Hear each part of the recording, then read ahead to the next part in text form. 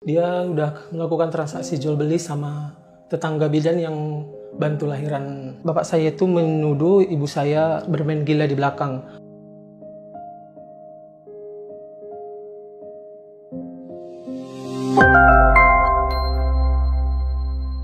Halo, nama saya Enda Syaputra Ginting, usia saya 26 tahun. Di sini saya akan menceritakan tentang bagaimana dulu orang tua saya ninggalin saya waktu umur masih hitungan hari. Awal mulanya saya itu ditinggal waktu umur kurang lebih 3 hari, waktu mama lahiran, habis itu dia ninggalin. Dan gencornya ceritanya itu setelah nenek, orang tua dari mama itu bertanya sama mama, "Di mana anakmu?" Dia bilang. Tiba-tiba mama bilang dia udah kasih sama orang lain. Dan setelah ditelusuri ternyata dia udah melakukan transaksi jual beli sama tetangga bidan yang bantu lahiran mama. Yang melakukan pembelian ini kebetulan pasangan suami istri yang belum memiliki anak. Awalnya aku nggak tahu juga kenapa mama melakukan transaksi jual beli itu. Ternyata setelah ditelusuri, setelah mama mengandung aku, mama sama bapak itu sering berantem besar. Karena bapak saya itu menuduh ibu saya bermain gila di belakang. Karena kebetulan ibu saya dulu itu bekerja sebagai pengecer buah durian. Jadi dia sering pergi keluar kota sama bos-bos pemilik durian. Jadi bapak saya merasa cemburu karena sering melihat mama saya berdua dengan orang tersebut. Bahkan ayah saya juga tidak pernah mengakui saya sebagai anaknya. Maka dari itu mama ingin menjual saya kepada bidan tersebut. Singkat cerita, karena nenek nggak terima saya dijual, jadi nenek melakukan tebus, membayar sesuai yang telah dibayarkan kepada mama saya. Jadi setelah kejadian itu saya tinggal sama nenek, orang tua dari mama saya.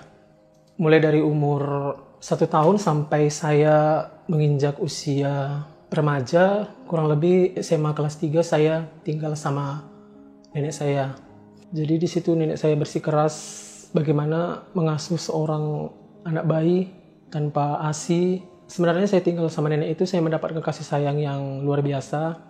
Saya tidak kekurangan dalam segi finansial ataupun materi. Saya walaupun banyak perjuangan di dalamnya.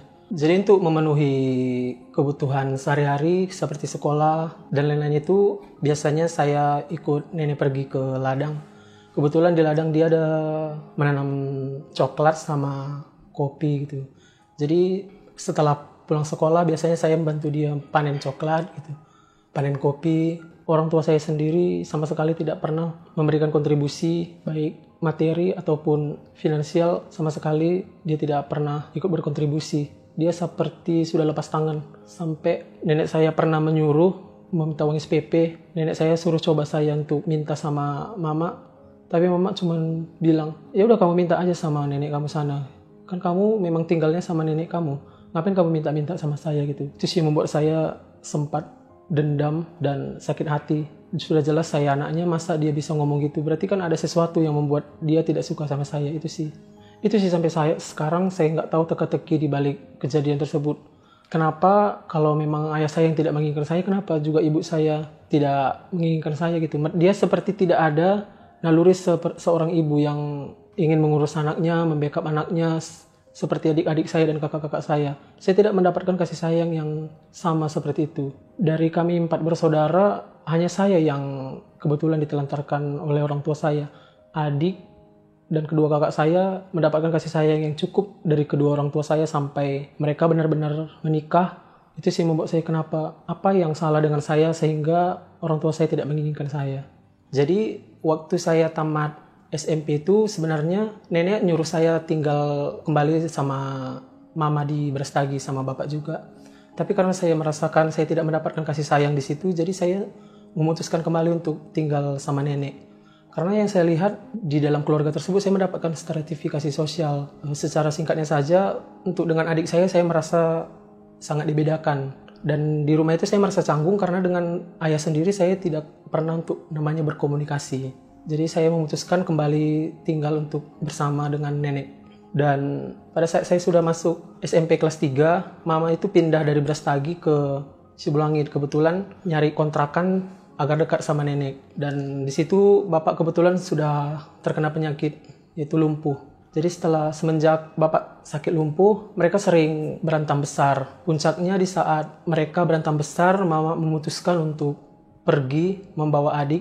Setelah kejadian itu, mama dan adik pergi meninggalkan bapak. Jadi saya bertanya sama nenek, "Nek, itu gimana? Bapak udah jadi cakap orang loh di kampung, jadi pembahasan orang juga." "Ya udah, kita rawat aja semampu kita," nenek bilang gitu. Jadi ya setiap hari rutinitas saya sebelum pergi ke sekolah saya kasih sarapan, siang pulang sekolah saya mandiin, sore nanti menjelang malam saya antar makan lagi gitu. Begitu seterusnya sampai dia meninggal juga, saya dan nenek yang mengurus baik secara adat maupun penguburan. Singkat cerita, 1,5 tahun kemudian mama pulang jumpain nenek, memberitahu mengapa dia pergi.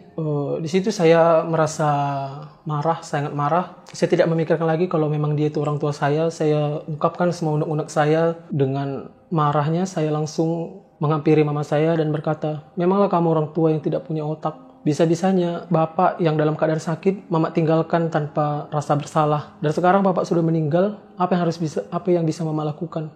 Saya harap setelah kejadian itu mama bisa menyesal atas kejadian tersebut, tapi nyatanya tidak ada penyesalan sama sekali yang timbul dari kejadian bapak meninggal. Yang ada malah dia melakukan menjalani hidupnya sendiri. Dia menikah lagi dengan seorang duda yang usianya terpaut 10 tahun dari dia.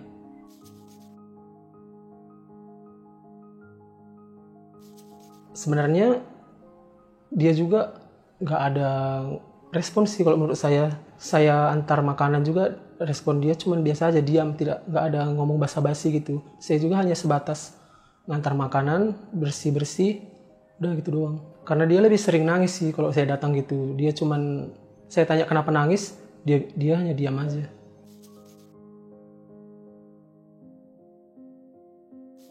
Pada saat ayah meninggal itu yang membuat saya aneh. Saya hanya menangis di saat orang menangis. Bahkan di penguburannya saja saya tidak merasa sedih. Bahkan setelah saat dia meninggal itu, saya kebetulan lagi ujian nasional. Setelah saya bersihkan jenazah ayah saya langsung pergi ke sekolah. Karena kebetulan saya ujian nasional, saya masih kecil, saya tidak tahu apa-apa. Jadi di sekolah orang bertanya, "Saya tadi lewat rumah kamu ada bendera merah, kamu kok datang ke sekolah gitu?" Ya namanya ujian nasional gitu. Kalau tidak guru saya yang mengantar saya pulang lagi, mungkin saya tetap melaksanakan ujian nasional. Karena saya menganggap yang meninggal itu bukan ayah saya. Walaupun sebenarnya itu ayah saya, tapi karena tidak ada feel dari seorang ayah ke anak, jadi saya tidak merasa terlalu kehilangan gitu. Karena yang saya anggap sebagai orang tua saya, ayah dan ibu saya di saat itu adalah nenek saya sendiri.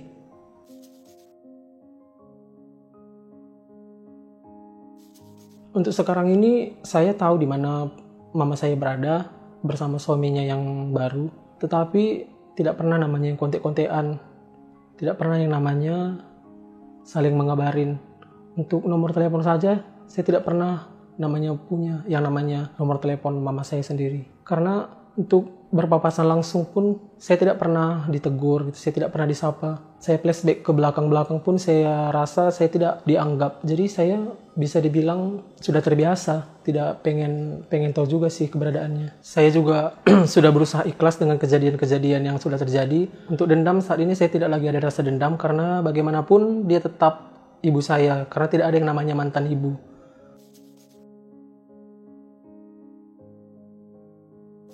Pesan yang bisa saya berikan ya buat teman-teman yang di luar, tetaplah bersyukur dengan keadaan kalian saat ini, karena selagi kalian masih memiliki kedua orang tua dan masih cukup mendapatkan kasih sayang, kalian itu masih bisa dibilang hidup beruntung. Karena keadaan kalian dan kondisi kalian saat ini bisa jadi hal yang diidam-idamkan oleh orang yang di luar sana. Oke, sekian. Terima kasih buat teman-teman yang udah menonton. Semoga cerita ini bisa menjadi referensi kalian untuk bisa tetap bersyukur.